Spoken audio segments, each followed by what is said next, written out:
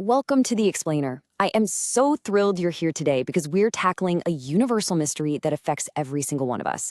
You see, you were obviously alive at the very beginning of your life, right? You cried, you laughed, you learned to walk, you could see faces, and you even recognized your parents. But despite all of that happening, there is a complete, absolute blank space at the dawn of your existence.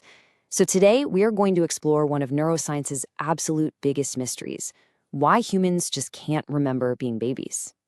I want you to think for a second about your first day of school. Or, maybe an embarrassing childhood moment from when you were, say, 6 years old. You can probably picture it, right? Now, try to imagine being 1 years old. Just one. Imagine your mother smiling at you, hearing your father's voice, touching grass for the literal first time, tasting a banana, or just watching rain falling outside a window. These are incredible, monumental first experiences. Yet looking back today, they are completely gone. Where did those first 3 years actually go?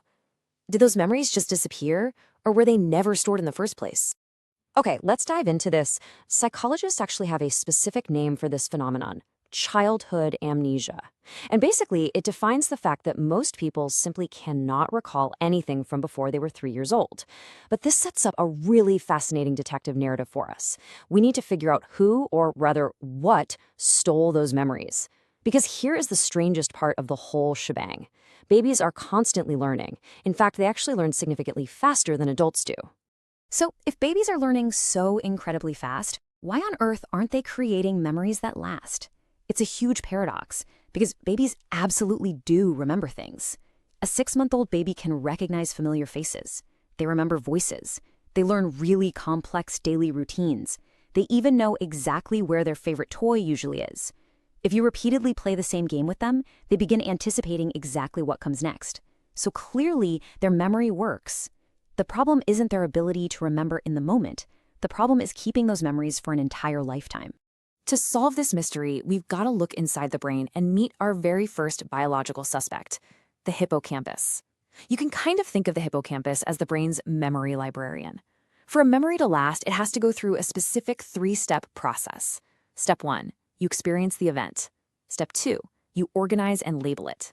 And step 3, you store it for long-term access. But in babies, well, this memory librarian is still heavily under construction. It can handle short-term memories just fine, but it totally fails at steps 2 and 3. It just struggles to organize those early experiences into the lasting autobiographical memories that we rely on as adults. But the hippocampus isn't acting alone here. Let's introduce our second biological suspect. This one involves a process called neurogenesis, which is the rapid production of millions of new neurons in the brain during infancy. You see, the infant brain isn't just sitting there passively. It is constantly rebuilding itself at an absolutely incredible, blistering speed. And this brilliantly illustrates what happens next. Think of building a city. Imagine you've carefully arranged every single street and mapped it out perfectly. Then, suddenly, overnight, thousands of new roads just appear out of nowhere, completely altering the landscape. Those old maps, they become totally impossible to follow. Scientists believe this rapid brain growth during infancy may accidentally bulldoze, overwrite, or disconnect our earliest memories. The tragic irony here is that the exact same brain growth that helps babies learn so quickly is likely the very thing erasing their earliest experiences. Now we have to interrogate a psychological suspect, and that suspect is language. Think about your own memories as an adult. Most of them exist as stories, right? Like, I went to school, or I fell off my bicycle. Language gives a structured narrative to our memory. But babies don't have words yet. Without language, experiences remain just raw sensations: a warm hug, a bright light, a loud sound, the smell of milk. These are profoundly meaningful, but without words to anchor them, the brain struggles to organize them. It's exactly like taking thousands of spectacular photographs without ever putting them into a photo album. But hey, every good story needs a main character, which brings us to our next clue. As children grow, their sense of identity is slowly developing. If you ask a 2-year-old who they are, the answer is going to be very different from an adult's. We remember events because those events happen to us. But a baby hasn't fully developed that stable concept of me. Without a firm sense of self, it is so much harder to create personal life stories, meaning those early experiences simply become disconnected from a personal identity. Now, what's really interesting about this slide is the narrative twist we find. Even though the factual memories vanish, early experiences do not leave us completely. No way. Scientists have discovered that while the brain might forget the factual story, the emotions absolutely remember the feeling. For example, a baby raised in a loving environment won't remember specific moments of care, but those loving traces shape their entire personality, helping them grow up feeling secure and trusting. Conversely, early neglect or chronic stress leaves lasting emotional effects too, even if there is absolutely no conscious memory of those specific events.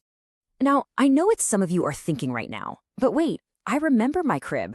Or I totally remember a colorful blanket from when I was a baby. Well, psychologists are actually highly skeptical of this. More often than not, these are false memories. They usually come from seeing old photographs, listening to family stories repeatedly, or honestly, simply your own imagination filling in the missing blanks. Our brains are incredibly good at creating memories that feel entirely real, even when they aren't. It's the exact same reason eyewitness testimony isn't perfectly reliable. Memory isn't a fixed video recording. It's a story that gets actively rewritten every single time we recall it. But all of this leads us to a really beautiful scientific hope. Researchers are still trying to solve this mystery completely, and some recent animal studies suggest our early experiences aren't totally erased. Instead, they might just be hidden deep inside the brain, locked behind doors that our conscious mind can no longer open. In fact, scientists have actually managed to reactivate early memories in animals using advanced techniques. If similar mechanisms exist in humans, well, those baby memories are still somewhere inside you, just waiting for the right key. So, the crucial point is this. Why can't humans remember being babies? It's not because babies don't learn, and it's certainly not because nothing important happened. It's because your brain was still building the very system needed to preserve those experiences. Your hippocampus was immature. Your brain was constantly overwriting itself with rapid growth, language hadn't developed to write the story, and your sense of self was just beginning to form. Your earliest memories didn't vanish because they were meaningless. They disappeared because your brain was literally still learning how to remember. I want to leave you with this provocative thought. Imagine if, one day, technology actually allowed you to unlock those doors and relive your very first birthday. To hear your mother's voice exactly as you heard it then, or see the world through your own infant eyes.